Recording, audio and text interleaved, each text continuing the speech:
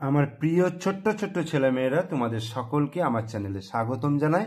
আশা করি তোমরা সকলে ভালো আছো এবং গরমের ছুটিতে খুব ভালোভাবে কাটাচ্ছ এবং তার সঙ্গে পড়াশোনাও করছো।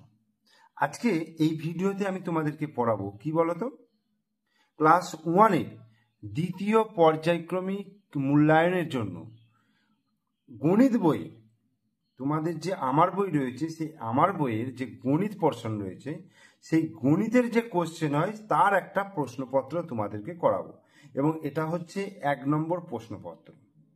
স্কুলের নাম হচ্ছে কালিয়ানিবাস প্রাইমারি স্কুল। প্রথমে কি আছে, একের দাগে দেখো দুটো গাছ আমরা দেখতে পাচ্ছি। তো গাছ দুটোতে আম রয়েছে। দেখো এখানে কটা আম রয়েছে, দেখো 1টা 2টো 3টে 4টে 5টা। এই গাছটাতে দেখো 5টা আম রয়েছে।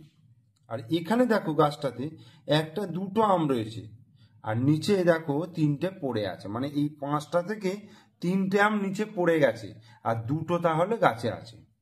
তাহলে এখানে কি বলেছে, ড্যাশটি আম গাছে ছিল। কটা আম গাছে ছিল আমি দেখতে পাচ্ছি, তাহলে 5টা। তাহলে আমি এখানে কি লিখবো, 5টা। তাহলে 5টা আম গাছে ছিল।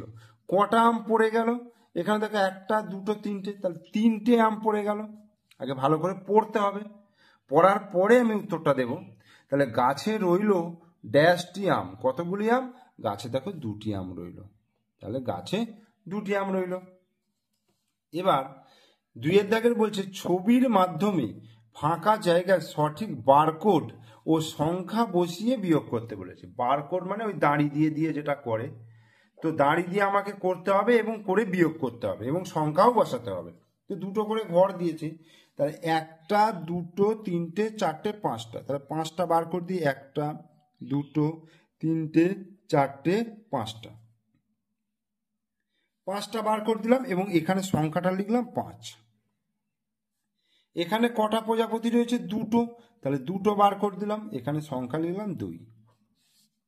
এইবার দেখো এই 5টা থেকে 2টো যদি বাদ দিই, হ্যাঁ, তাহলে কটা থাকছে দেখো, এখান থেকে ধরো 2টো বাদ দিলাম, তাহলে 1টা 2টো 3টে, দেখো 3টে থাকছে। তাহলে এখানে 3টে বারকোড বসাবো, 1টা 2টো 3টে, এবং এখানে সংখ্যাটা বসাবো 3। জাস্ট এটা করলেই কিন্তু আমার এই প্রশ্নের উত্তরটা দেওয়া হয়ে যাবে। এরপরেও দেখো 3-এর দাগের বলছে বানান করে লিখো। বানান করে এখানে দেখো কত আছে, 2 10 5 25। তাহলে আমরা বানান করে কি করে লিখবো, পয়ে চন্দ্রবিন্দু চয়ে হর্ষই তালবস্য 25। এটা কি আছে 19, তাহলে দীর্ঘ দন্ত নয় হর্ষই তালবস্য 19, এটা লিখতে পারি। এরপরে দেখো এই যে ফাঁকা ঘরের ভেতরে সমান চিহ্ন আর এইটা হচ্ছে অসমান চিহ্ন বসাতে বলছে। অর্থাৎ দুদিকটা যখন সমান হবে তখন সমান চিহ্ন বসাতে বলছে, আর দুদিকটা যখন অসমান হবে তখন অসমান চিহ্ন বসাতে হবে।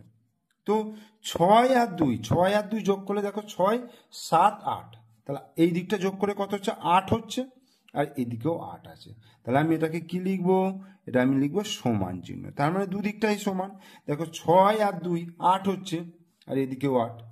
এবার এদিকটা দেখো ক্ষয়েরটা 4 আর 4 যোগ করলে কত হবে, 4 5 6 7 8, 4 আর 4 যোগ করলে 8 হচ্ছে, আর এদিকে কত আছে, 9 আছে। তাহলে 8 আর 9 নিশ্চয়ই সমান 9।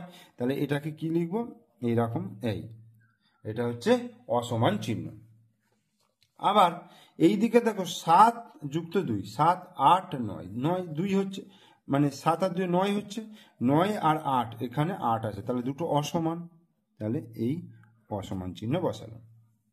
এবার এখানে দেখো 5 যুক্ত 4, 5 আর 4 যোগ করলে 5 6 7 8 9, 9 হলো, এদিকটা 9 হয়ে গেল, আবার এদিকটাও দেখো 9 আছে, তাহলে 9-এর সঙ্গে 9 কি হয়ে যাচ্ছে, সমান, তাহলে সমান চিহ্ন বসিয়ে দিলাম। এরপরে বারকোড ও সংখ্যার মাধ্যমে উপর নিচ যোগ করতে বলছে। দেখো এখানে 4 আছে, 4 আছে, 4 বারকোড দিয়ে 1টা 2টো 3টে 4টে বারকোড হলো। এখানে 1 আছে মানে 1টা বারকোড হলো, আর এখানে 3 আছে মানে 1টা 2টো 3টে, তাহলে মোট কতগুলো হলো, দেখো 4টে, 1-এ 5টা 6টা 7টা 8টা, তাহলে 8টা বারকোড, 1 2 3 4 5 6 7 8, ঠিক আছে 8। তাহলে এটা যোগ করে আমি কত লিখতে পারবো, 8। এইটা আমি যোগ চিহ্ন দিলাম, তাহলে 8 হয়ে গেল। এরপরে বলছে দেখো 6 দাগের ঠিকঠাক, এটা হচ্ছে গ্রেটার দেন চিহ্ন আর এটা হচ্ছে লেস দেন চিহ্ন। অর্থাৎ এটা হচ্ছে ছোট এবং বড় সংখ্যাকে বোঝায়। অর্থাৎ যে দিকটা ছুঁচ আছে সেদিকটা হচ্ছে ছোট সংখ্যা বোঝাবে, আর যে দিকটা এরকম ফাড়ালো রয়েছে সেদিকটাকে কি বোঝাবে? বড় সংখ্যা। তাহলে এখানে 7 আছে, এখানে 5 আছে, কোনটা বড় সংখ্যা তোমরা জানো? 7টা বড়, 5টা ছোট, তাহলে 5-এর দিকে ছুঁচ হবে এরকম। আচ্ছা, কয়েকটা 9 আর 7 আছে, তাহলে 7টা ছোট, তাহলে এই হলো 9টা বড়। এখানে দেখো 4 আছে আর এখানে 6 আছে, তাহলে 6টা বড়, তাহলে এইভাবে চিহ্নটা বসানো। এখানে দেখো 7 আছে, এখানে 3 আছে, তাহলে 7টা বড়, তাহলে 7 গ্রেটার দেন 3। যেদিকটা ছুঁচ সেদিকটা হচ্ছে ছোট। তাহলে এটাই আমাদের 1 নম্বর প্রশ্নপত্র হয়ে গেল। তোমরা প্রশ্নটা ভালো করে দেখবে এবং উত্তরগুলোকে ভালো করে বোঝার চেষ্টা করবে। আর ভিডিওটা দেখার পর যদি ভালো লাগে তাহলে একটা লাইক করে দিও, বন্ধুদেরকে শেয়ার করো, আর আমার চ্যানেলে নতুন দর্শক হলে অবশ্যই চ্যানেলটিকে সাবস্ক্রাইব করে দিও, পাশে থাকা বেল আইকন প্রেস করে দিও।